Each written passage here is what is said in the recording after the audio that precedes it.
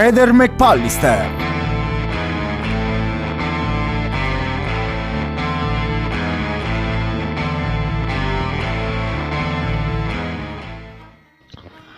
Verso le 19:30 ho parcheggiato la mia autovettura nel garage di Porto San Rocco per recarmi alla Parinoteca.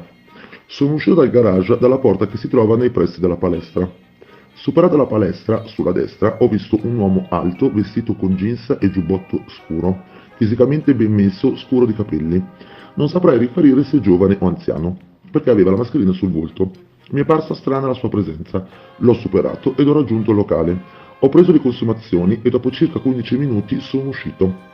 Uscendo dal locale ho notato seduta sulla panchina di sinistra una donna esile, vestita con un giubbotto tipo piumino, jeans stretti, con un foulard nero intorno al collo, capelli castani. La donna era a me rivolta di spalle, nel senso che guardava il mare rispetto alla mia posizione. Quando ha percepito la mia presenza ha girato la testa a destra verso di me. Mi è sembrata impaurita ed aveva un cellulare in mano con un display illuminato. L'ho vista di fianco, quindi dal lato destro, e non indossava la mascherina. Non ho visto se avesse colori particolari sui capelli. Indossava un paio di occhiali allungati tipo goccia, sottili, con fusto scuro e lenti polarizzate. Sono quasi sicuro che si trattasse della signora Liliana Resinovic. Anche la forma del viso e le sue rugosità mi sono sembrate le stesse. Non ho telefonato subito alle forze dell'ordine perché sono rimasto scioccato dalla presenza dell'uomo e poi non ero sicuro che si trattasse della stessa persona.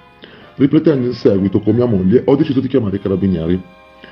Penso di aver già visto queste due persone frequentando il Carso Triestino e la zona di Basovizza. Credo di averli visti a bordo delle loro biciclette.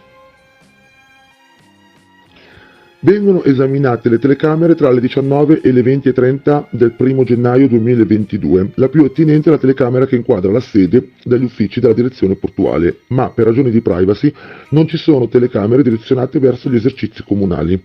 In particolare l'area precisa dove è stata avvistata questa donna che potrebbe essere Liliana.